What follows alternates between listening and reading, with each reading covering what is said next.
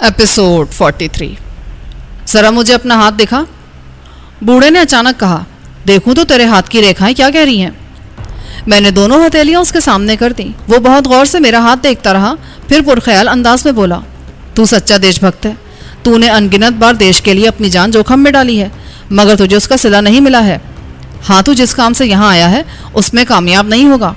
वैसे तू है भाग्यवान। जिन लोगों पर भरोसा करता है वो तेरे सच्चे मित्र हैं, मगर तेरी सगाई में भी देर है। मुझे सगाई की फिक्र भी नहीं है बाबा। मुझे ये तो बताओ कि मेरा काम क्यों नहीं हो सकेगा। उसने फिर मेरी हथेली पर नजरें जमा दी। वो काम होगा, मगर देर से होगा। अभी वो समय दूर है। अब जल्दी से ये भी बता दो बाबा कि मैं यहाँ कब तक रहूँगा। मैंने बेताबी से पूछा। उसने मेरी हथेली पर नजरें जमाई, फिर आंखें बंद करके कुछ सोचने लगा। अचानक उसने आंखें खोल दी और अजीब से लहजे में बोला, इस सवाल का जवाब तो मुझे भी नहीं मिल रहा। जवाब नहीं मिल रहा या मुझे बताना नहीं चाह रहे? नहीं बेटा, कुछ बातें ऐसी होती हैं जिनका जवाब बड़े से बड़ा ज्ञानी भी नहीं दे सकता।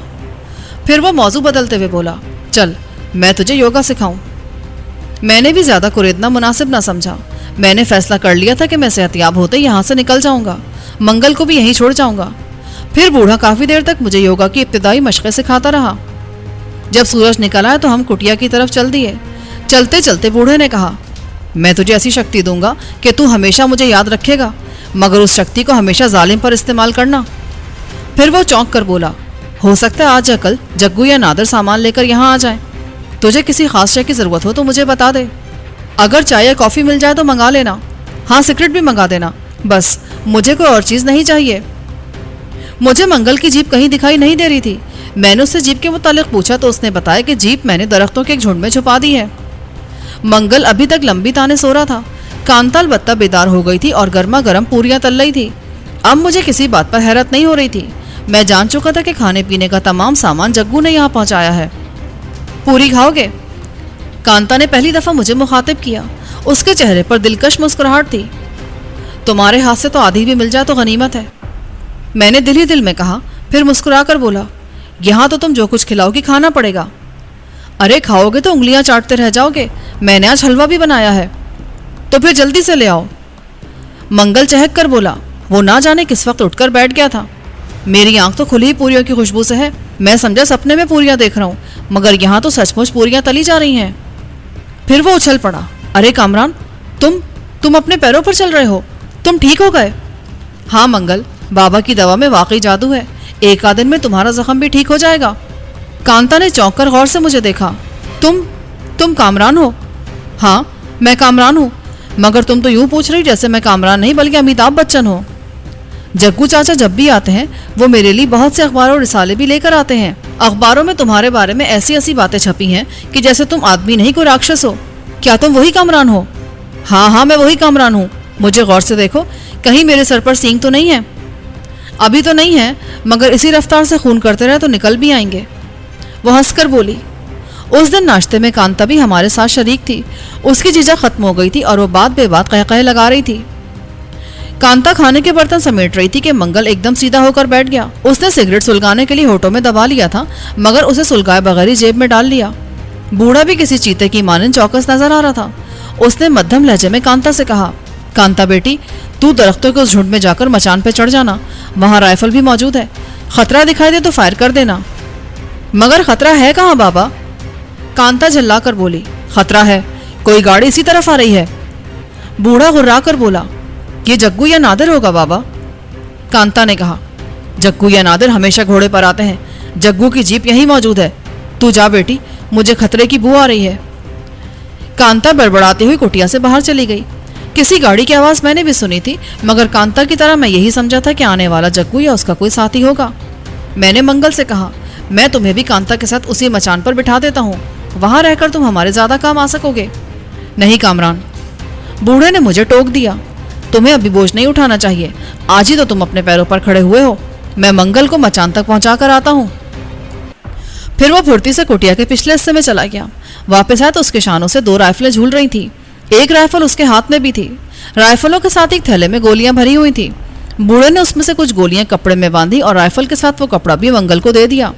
پھر اس نے منگل کو بچوں کی طرح اٹھا لیا اور تیزی سے روانہ ہو گیا۔ ایک رائفل اس نے میرے حوالے کر دی تھی۔ میں نے کینوس کے تھیلے میں سے بہت سی گولیاں نکال کر ایک کپڑے میں باندھی اور رائفل شانے سے لٹکا کر تیار ہو گیا۔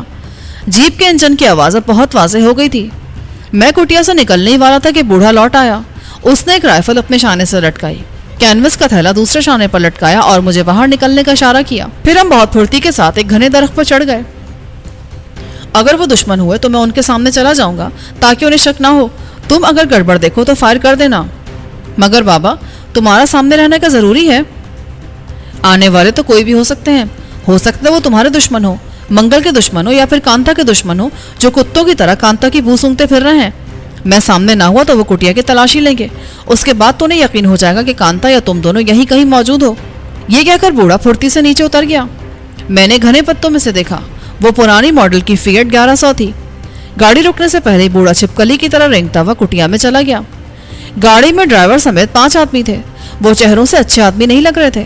میں ایسی جگہ بیٹھا تھا کہ مجھے وہاں سے کٹیا کا دروازہ اور وہ جگہ بہت صاف نظر آ رہی تھی جہاں وہ فیٹ رکی تھی۔ فیٹ سے اترنے والے چند لمحوں تک سنگن لیتے رہے، پھر ان میں سے ایک چیخ کر بولا، کوئی ہے؟ اس کٹیا میں کوئی ہے؟ اس کی آواز پر بوڑھا بدحواس ہو کر باہر نکلا۔ میں جانتا تھا کہ اس کی بدحواسی محض اداکاری ہے تاکہ آنے والے اس پر ترس کھا کر چلے جائیں۔ بوڑھے نے لرزتے ہوئے لہجے میں کہا، جی سرکار، حکم کریں، کیا مجھ سے کوئی خطا ہو گئی ہے؟ یہاں تمہارے علاوہ اور کون رہتا ہے؟ اسی آدمی نے سوال کیا۔ اس کا جسم دوہرا، قد لمبا اور ہاتھ پاؤں بڑے بڑے تھے۔ اس کا ایک کان شاید کسی سے لڑائی جھگڑے میں ٹوٹ گیا تھا۔ اس جنگل میں اور کون رہ سکتا ہے سرکار؟ آپ کس کو ڈھونڈ رہے ہیں سرکار؟ ہم اس کٹیا کی تلاشی لیں گے، کنٹوٹے نے کرخت لہجے میں کہا۔ اس کے دوسرے چاروں ساتھی بھی آگے بڑھائے۔ وہ شکلوں سے چھٹے ہوئے بدماش لگ رہے تھے، ان کے ارادے بھی نیک نہیں تھے۔ میں نے سوچا فائر کر کے ان سب کو ڈھیر کر دوں، مگر اس وقت ایسا کرنا خطرناک تھا۔ کنٹوٹے کے ہاتھ میں مجھے ریوالور نظر آ رہا تھا۔ میں فائر کرتا تو وہ مرتے مرتے بھی اپنے ریوالور سے فائر کر کے بوڑھے کی جان لے لیتا۔ میری انگلی رائفل کے ٹریگر پر تھی، مگر ریوالور دیکھ کر میں مجبور ہو گیا تھا۔ مجھ غریب کی کٹیا سے آپ کو کیا ملے گا سرکار؟ بوڑھے نے گھگیا کر کہا۔ بکو مت، کنٹوٹا دھاڑا، ہمارے پاس وقت نہیں ہے، ہمیں یہاں سے آگے بھی جانا ہے۔ کہیں آپ اس ڈاکو کی تلاش میں تو نہیں ہے سرکار؟ بوڑھے نے جلدی سے کہا۔ میں اس کی ذہانت پر اش کر اٹھا۔ آنے والوں میں سے ایک جھک کر جیپ کے پہیوں کے نشانات کا جائزہ لے رہا تھا۔ اسے نشانات کی طرف متوجہ دیکھ کر بوڑھے نے پینترا بدلا تھا، کیونکہ وہ یقینی طور پر دوسرا سوال اس گاڑی کے بارے میں کرتے جس کے پہیوں کے نشانات انہیں نظر آ رہے تھے۔ کون سا ڈاکو؟ کنٹوٹا چونکا۔ رات ایک گاڑی میں یہاں ایک ڈاکو آیا تھا، وہ بری طرح گھائل بھی تھا۔ اس نے پستول کے زور پر مجھ سے کھانے کو مانگا اور زخموں کی مرہم پٹی کرانے کے بعد چلا گیا تھا۔ اس کا حلیہ بتاؤ، کنٹوٹا چیخ کر بولا۔ بوڑھے نے اطمینان سے منگل کا حلیہ بتا دیا۔ خیر، ہم اس کٹیا کی تلاشی تو ضرور لیں گے۔ کٹیا کی تلاشی نہیں دوں گا۔ بوڑھے کا لہجہ بدل گیا۔ کنٹوٹے نے بوڑھے کو دھکا دینے کی کوشش کی، مگر وہ اس میں کامیاب نہ ہو سکا۔ بوڑھا پھرتی سے پیچھے ہٹ گیا۔ کنٹوٹا پھر آگے بڑھا اور بوڑھے کی گردن کو دبوچنا چاہا، مگر اچانک نہ جانے کیا ہوا، کنٹوٹا گویا ہوا میں اڑتا ہوا دوسری طرف جا گرا۔ اس کے دوسرے ساتھی بوڑھے سے کچھ فاصلے پر تھے۔ میں نے ان میں سے ایک کا نشانہ لے کر فائر کر دیا۔ گولی اس کا بایاں شانہ توڑتی ہوئی نکل گئی۔ میں نے پھرتی سے دوسرے آدمی کا نشانہ لیا، مگر وہ سب چشمے زدن میں زمین پر لیٹ کر درختوں کی آڑ میں ہو گئے۔ کنٹوٹا مجھے ایک مرتبہ پھر نظر آیا، مگر اب بوڑھے کے بجائے اس کا رخ میری طرف تھا۔ شاید اس نے فائر سے میری موجودگی کا اندازہ لگا لیا تھا۔ اس نے ریوالور والا ہاتھ اٹھایا اور فائر کرنا ہی چاہا تھا کہ میں اس سے بچنے کے لیے اپنی جگہ سے ہٹا۔ پھر دو باتیں ایک ساتھ ہوئیں۔ میرا پیر بری طرح پھسلا۔ خود کو سنبھالنے کے لیے میں نے ایک شاخ پکڑنا چاہی۔ اس کوشش میں رائفل میرے ہاتھ سے چھوٹ کر گر گئی اور میں اس لچکدار شاخ میں جھول گیا۔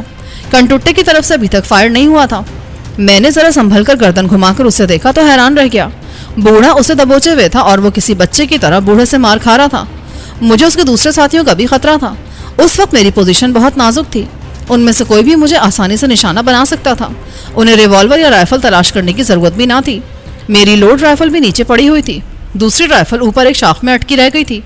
میں نے اپنے جسم کو تولا اور ایک جھکولا دے کر پیروں سے اس شاخ کو پکڑ لیا، پھر دوسری شاخ پکڑی اور آہستہ آہستہ میں نیچے اتر آیا۔ اس تمام کارروائی میں مجھے مشکل سے 1 منٹ لگا ہوگا، مگر ایسا لگ رہا تھا جیسے اس حالت میں صدیاں گزر گئی ہوں۔ منگل اور کانتا نہ جانے وہاں سے کتنی دور تھے، انہیں یہاں کا منظر دکھائی بھی دے رہا تھا یا نہیں، اس وقت یہ سب کچھ سوچنے کا وقت نہیں تھا۔ میں نے درخت سے اتر کر رائفل اٹھانا چاہی، مگر کوئی وزنی چیز میرے سر پر لگی۔ میرے قدم لڑکھڑا گئے اور آنکھوں کے آگے اندھیرا چھا گیا۔ میں نے سر جھٹک کر اس چوٹ سے سنبھلنے کی کوشش کی. اس وقت ایسا لگا جیسے آس پاس کا کوئی درخت اکھڑ کر مجھ پر آن گرا ہو. وہ کوئی آدمی تھا جس نے اچانک مجھ پر چھلانگ لگائی تھی. وہ مجھے لیے ہوئے زمین پر ڈھیر ہو گیا.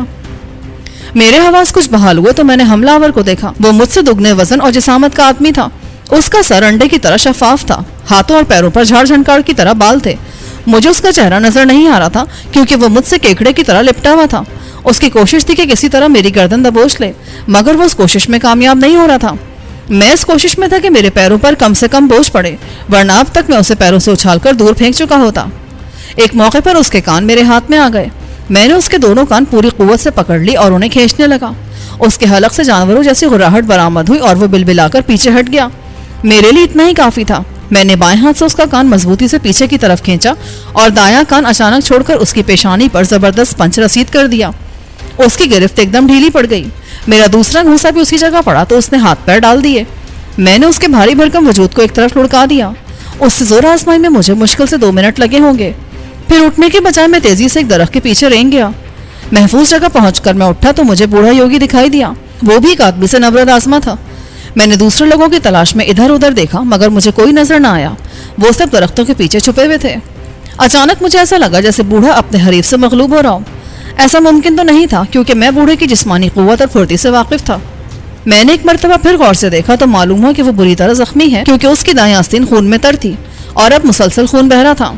پھر اس کا سبب بھی سمجھ میں آ گیا. بوڑھے کے حریف کے ہاتھ میں چوڑے پھل کا خنجر تھا اور وہ بہت مہارت سے بوڑھے پر وار کرا تھا. بوڑھے کی جگہ کوئی اور ہوتا تو اب تک چلنی ہو چکا ہوتا. خنجر بردار کے حملوں میں اچانک شدت آ گئی. بوڑھا دفاعی جنگ لڑ رہا تھا اور اس کے انداز سے لگ رہا تھا کہ کسی بھی لمحے حریف کا خنجر اس کے سینے میں پیوست ہو جائے گا.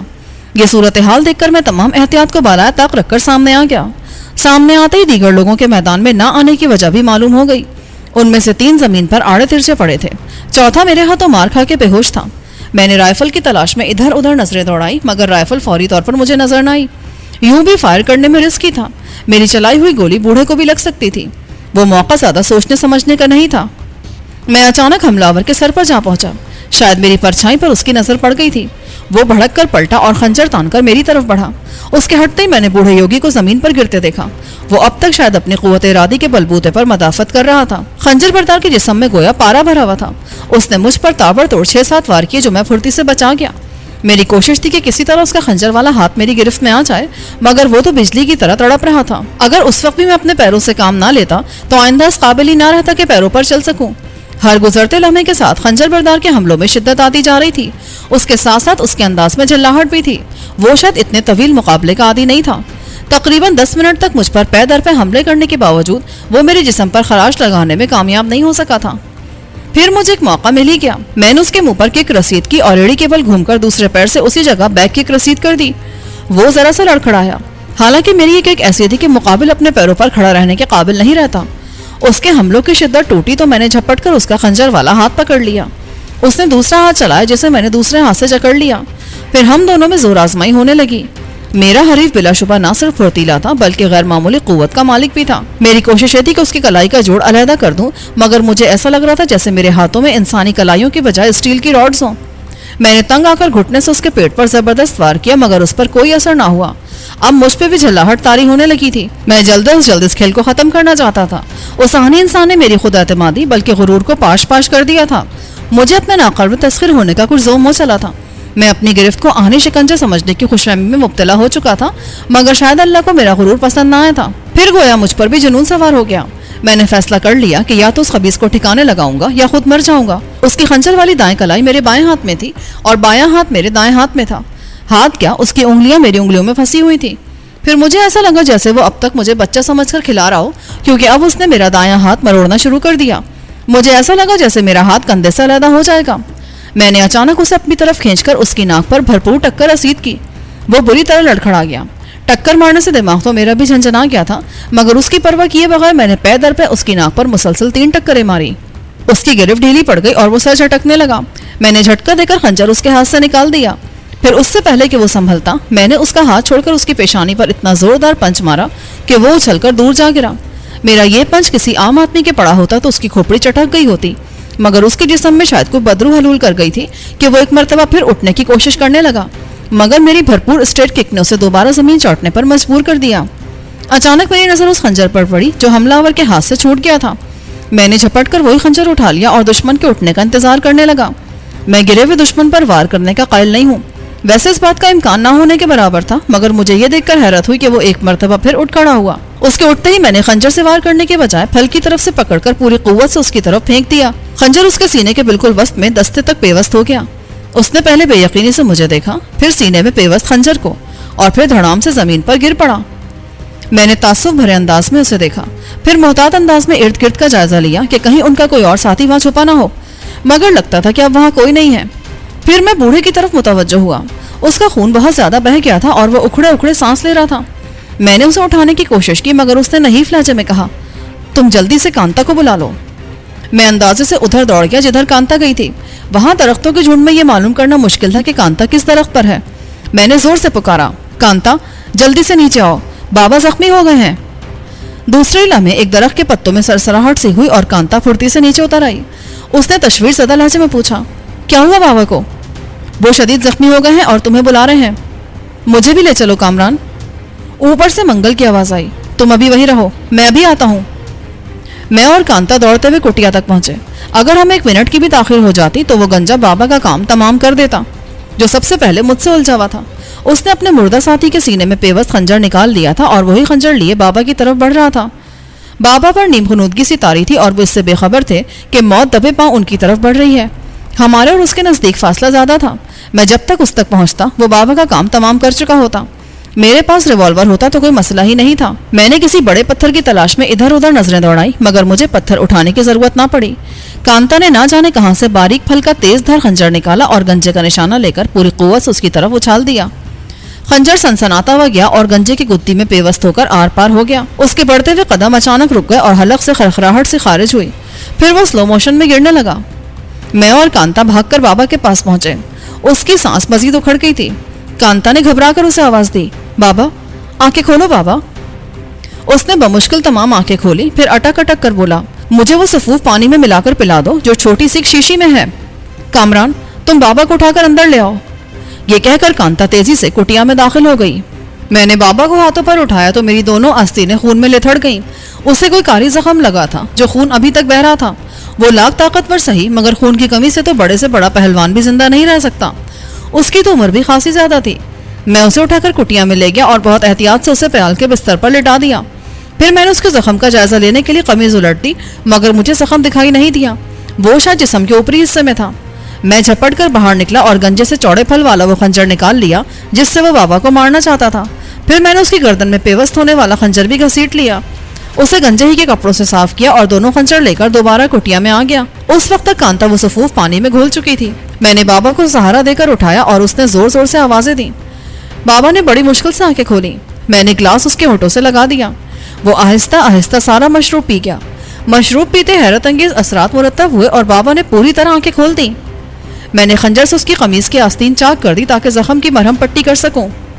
اب یہ سب کچھ بیکار ہے بیٹا، بابا نے کہا۔ اس کی آواز میں اب پہلے والی نقاہت نہ تھی۔ تم ٹھیک ہو جاؤ گے بابا، کل تک تو تم مجھے حوصلہ دے رہے تھے۔ میں نے اس کے زخم کا جائزہ لیتے ہوئے کہا۔ اس کے دائیں شانے سے لے کر سینے تک بہت گہرا گھاؤ تھا۔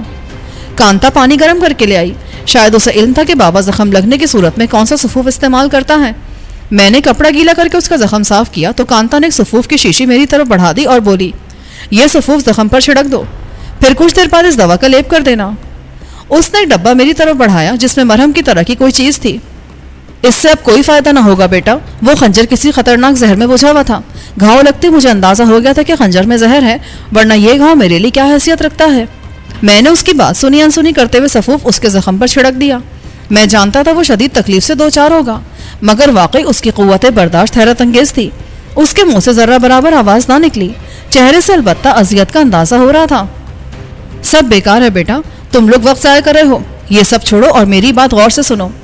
بس بابا 1 منٹ، کانتا جلدی سے بولی، اب ہاتھ سے زخم پر اس دوا کا لیپ کر دو۔ میں نے وہ مرہم اچھی طرح اس کے زخم پر لگا دیا تو وہ ایک دم پرسکون ہو گیا۔ اس دوران میں کانتا نے تانبے کے گلاس میں پانی لے کر ایک اور سفوف گھول لیا تھا۔ اس نے وہ مشروب بوڑھے کو زبردستی پلا دیا۔